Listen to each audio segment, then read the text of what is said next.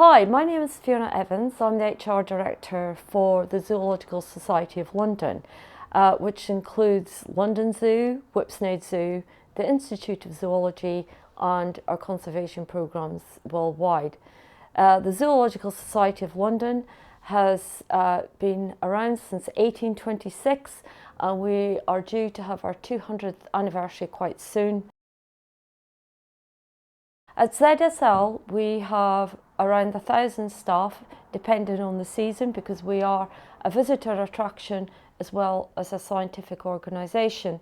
My job as HR Director is to have a strategic role on the executive team for all people issues, whether it be training, development, HR, restructures, organisational reviews, but also in charge of facilities management, which includes the whole management of the sites and also health and safety.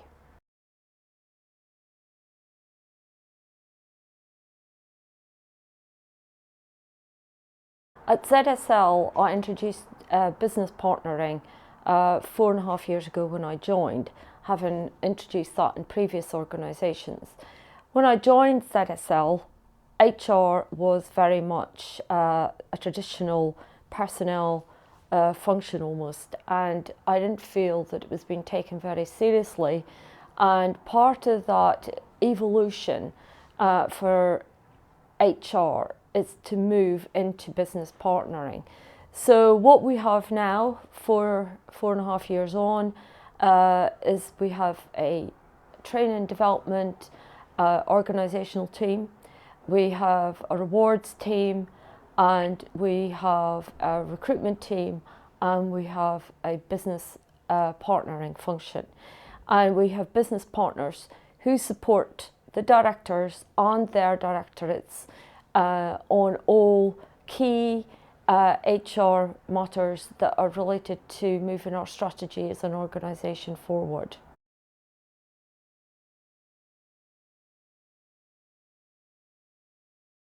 It was really interesting because when I brought in the HR business partner role, it was a new term to the directors and managers here, and they didn't see HR as being a business partner and resisted the change to begin with. And it took some convincing that this was the way to go, but now they wouldn't go back. And in fact, they use it as a model, and the finance department here have now introduced the same model of business partnering as we have in our department. So how is it different? Well, it's different because the team specialise in particular areas. So you'd have one business partner who deals with the commercial department, deals with communications, marketing, and really beds into those teams, works with the senior managers on what the shape of that team should be and how they move forward as a unit. So they become an integral part. They go to their team meetings, they sort of merge into the area of business that they're in, but they still report to HR. And I guess the other area that managers found difficult to come to terms with was the fact that they have to take a greater role in managing their staff. So HR have moved from doing everything for managers to actually advising them. And I think to me that's the biggest change for managers, and that's where we got the pushback for a while, because they felt that their workload was increasing because they would expect HR to handle everything for them.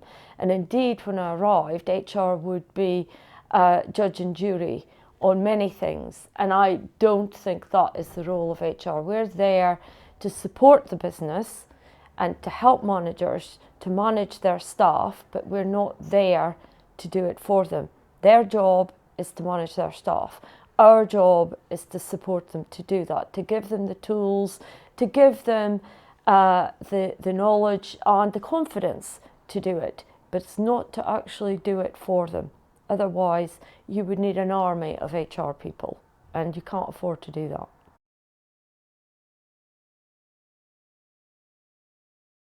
I think the change has had a significant impact on how the staff view HR, and it's a positive change. People know who to go to, and I would say that my staff are experts in the area that they work in. So if they come to see the recruitment manager, that recruitment manager has all the knowledge and experience to be able to support them to get through to finding the right calibre of people. Whereas before it was haphazard and it was based on who was available that would help them, and that does not provide a professional environment in which to support staff and managers. I'd also say that having a business partner, from the managers to the employees, they all know who that business partner is and the support they can get from that area. Also with reward, they know to go to that particular person. So yes, people might say the teen sympathy side of things is less because you're not coming upstairs to HR just to have these chats, although we do have an open door policy, but we have an employee assistance program now, and we also have coaches around ZSL and people who are involved in equality issues and more support within the teams, so that HR don't always have to be that person to go to. But I would say that yes, it's a benefit, it's a positive move towards having a better relationship with staff.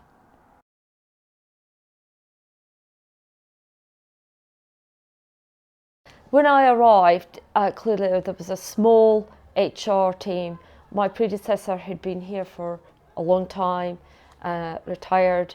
HR was seen as this steady, reliable shoulder to cry on, as I said, but we're not moving anything forward. So my first task was to actually convince my Director General that the HR function wasn't fit for purpose and that we had to invest in HR. And I put forward a business case about the reasons and also benchmarked against other organisations as to what would be the right fit for ZSL.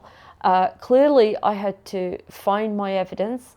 You can't just expect people to go along with your reasoning unless you provide evidence to support your business case to get people to take you seriously. And fortunately, that's what I did. And I did it through carrying out a staff survey quite early on when I was here. And that gave me the evidence to prove that there were so many issues that HR needed to deal with. And I'd convinced the management team that we needed to have a different view on how HR should be structured. So that I was given the budget, and clearly it took some time to evolve the team and the department. But 4 years on, I can quite happily say that we won HR Team of the Year through the Business Excellence Awards, and I was also awarded HR Director of the Year for the work that we've done to transform our department and the organisation as well.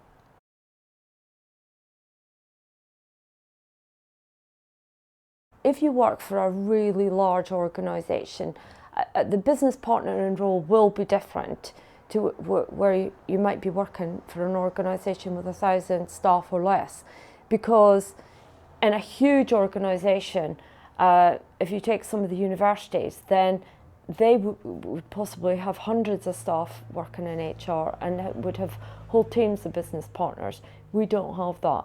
We would have a business partner who's serving probably about 400 staff at a time. Now, they will clearly be doing coaching, they will be doing employee engagement, they will be moving the agenda forward, they will be doing restructures, they could be doing employee relations. So I think they still have the human element to the job. I'm not saying that business partners are not human, but they would have a wider remit and reach out to probably more tasks across the board than if you worked in a really large organisation where you would be sort of probably more funneled into specific key HR business partnering tasks. My advice to students would be don't specialise too quickly. Don't say, right, I'm going to be a recruitment specialist, or I'm going to be employee relations or an OD. I think you need to get a balance. You need to understand all the functions within HR and how they all work together. Because if one day you want to become an HR, an OD director, it's important to get a broad range of skills. I also think it's important that you understand how the business operates, and I think you need to get out and see how the line works, see how other people are doing their jobs, because one criticism that often comes towards HR is that they haven't worked anywhere else, and they need to have that general knowledge and understanding of the lives of people out there in the line, and not be too rigid in your approach, because I think it's important that you treat people as individuals. And always through my career, one thread that has always run through my thinking is treat other people as you would wish to be treated yourself, and you can't go far wrong. Because you have to have integrity and you have to have an ethical approach to what you're doing. Because many times people will try and sway you to one way or another, and you have to have that centre, you have to have that core strength within yourself to know what's right and what's wrong. Another piece of advice that I would give to students is that when you're working with managers and they want to do an organisational or a team review, usually the first thing that they'll do is give you a sheet of paper with the restructure chart. Now, they will often come and say, this is the structure that I want, and there's no background evidence to it, there's nothing. The organisational chart should be the last thing that you look at. You need to look at the whole kind of business ideas behind what they want to do first, so that you can actually sell that to the staff involved, because just showing people a structure chart doesn't do anything. The other piece of advice I would give, and I think I've learned this as the years have gone on, is that all difficult areas, pieces of work in HR do come to an end. Everything comes to an end, and it may feel like when you're in the middle of doing that hard employee relations case or difficult counselling, coaching sessions with people, you think, will these days ever end? They do, and a sunny day will always come back.